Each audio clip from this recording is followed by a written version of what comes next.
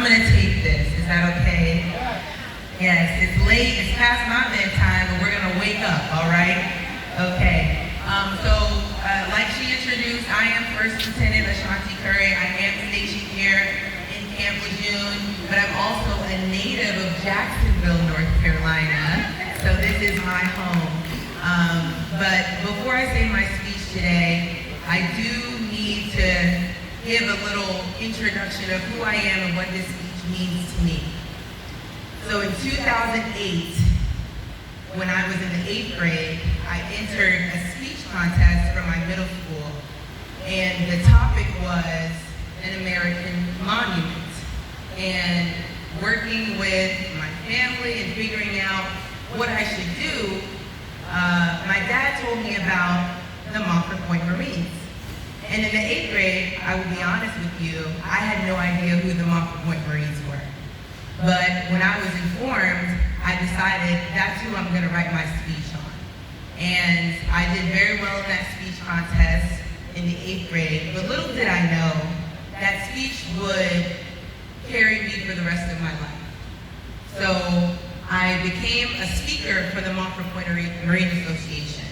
Every time there was an event, every time there was a convention, I was invited, and I said my speech, and it was a beautiful experience. And I'm holding my phone because I have photos from 2012, 10 years ago at this point, where me and Mr. Hooper here, where he's sitting right here, have a photo together when I was a senior in high school.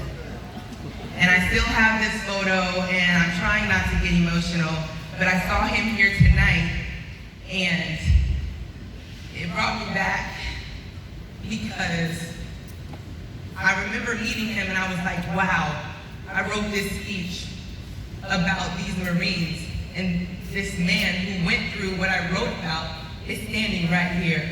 So to see him tonight, it really just warmed my heart. And we took another picture together, and you know, it's so crazy. It's so crazy because he looked at the photo and he said, what side was I standing on in the photo? I want to stand on that same side. So he made sure that we had that beautiful uniformity, but I also have photos of me and General Gaskin here. So this is also us from when I was in high school. And then I also have a photo of me and Mr. Aberhart. So all these photos are from 10 years ago, and to see these people here today is so beautiful. So I wanted to give that little anecdote. Lastly, before I say my speech, I want to introduce the fact that this speech is why I went to the college I went to and why I'm a Marine today. So at the National Convention in 2012, it was here at Lejeune, and it was my last time staying in high school. I had planned to go to the University of North Carolina, Chapel Hill. That was my dream school. And I said my speech at that convention, and after the speech, a man walked up to me, and I didn't know this man, older white gentleman, and I said, hi, how you doing? And he was like, have you ever thought about going to the Naval Academy? And I said, well, sir, I don't know what that is, but I'll look it up. So I go back to my seat, and my dad is shaking, like he's looking at me like I'm crazy. And I'm like, what is wrong with you? He said, do you know who that was? I said, no. He said, that is General Amos, the Commandant of the Marine Corps. And I was like, all right. All right. I mean, I don't know what that means to me. And so he gave me his card. He said, I want you to reach out to me about potentially going to the Naval Academy. I said, yes, sir. And to make a long story short, we emailed back and forth. I scheduled a visit to the Naval Academy, and I told him, I said, sir, I think I can handle it. I think I can go here. He said, all right, well, you're going. And I attended the Naval Academy from 2014 to 2018, commissioned as a Marine, and here I am today. All right.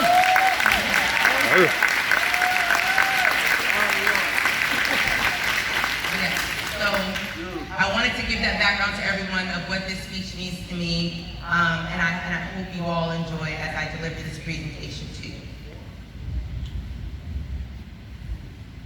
I was born in 1942.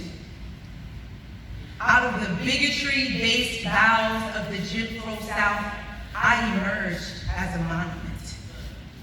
A conduit through which young black men were recruited into the most prestigious branch of military practitioners ever assembled on God's green earth. I birthed the first African-American Marines into the Marine Corps that openly did not condone them. Even after President Franklin Delano Roosevelt signed Executive Order 8802, which stated that the day of the defense industries denying entry solely based on race, creed, or color are no longer.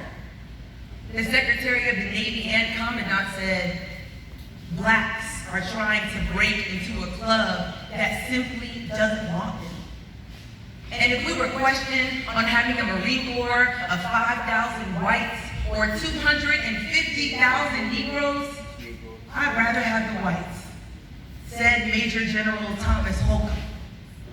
But since the order was signed by a president, they had to take them. But to appease Southern congressmen, the order stated that it was okay to segregate them. So they didn't have to train the black recruits with the white recruits on Paris Island. So that's why they created me. I am Montford Point, Camp Lejeune, Jacksonville, North Carolina. I trained young black men in a city where the color of their skin denied them entry into the city after just 5 p.m., where their pigmentation bred limitations amongst the very people that came down here to be trained to protect, and may very well lose their lives to defend. A city where black men were treated as little boys and pushed to the backs of trains and denied entry into establishments unless they utilized the back door. But I afforded them no pity nor remorse. And if they wanted to be a part of my beloved Corps, they would have to undergo the same rigorous training that their white counterparts had to endure.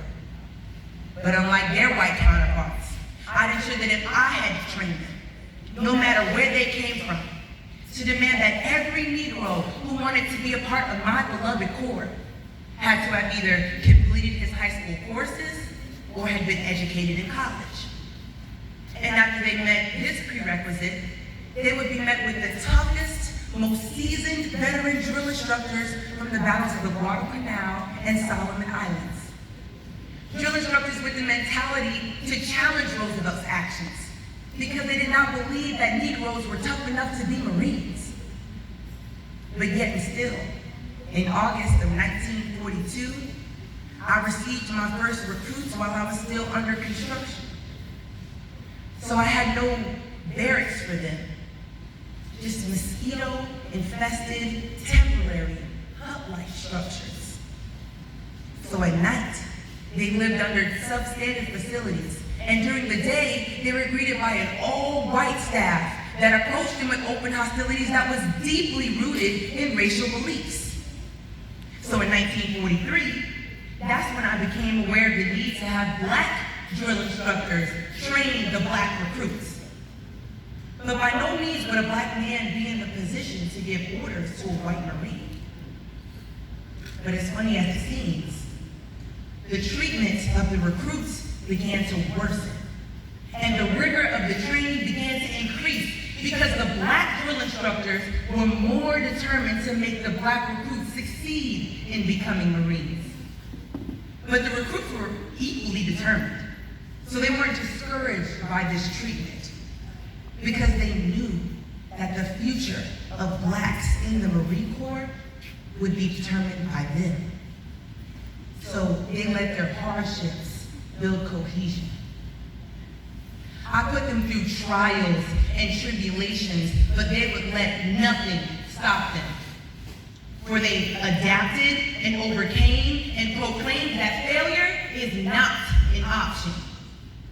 I trained 20,000 black Marines, and in each one, this was adopted.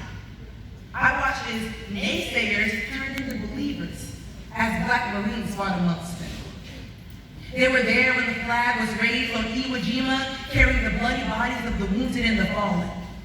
They served as support units in the Pacific Theater and went to war in Okinawa. They went to combat in the Korean War and fought in Vietnam.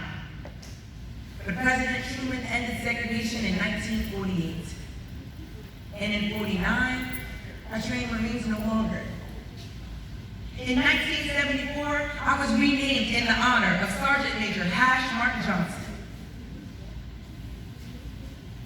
My name changed, but I still remain. I shall never be forgotten. Because anytime you see a Black Marine in my beloved Corps, know that they are descendants of my legacy. For I am Montford Point. Thank you.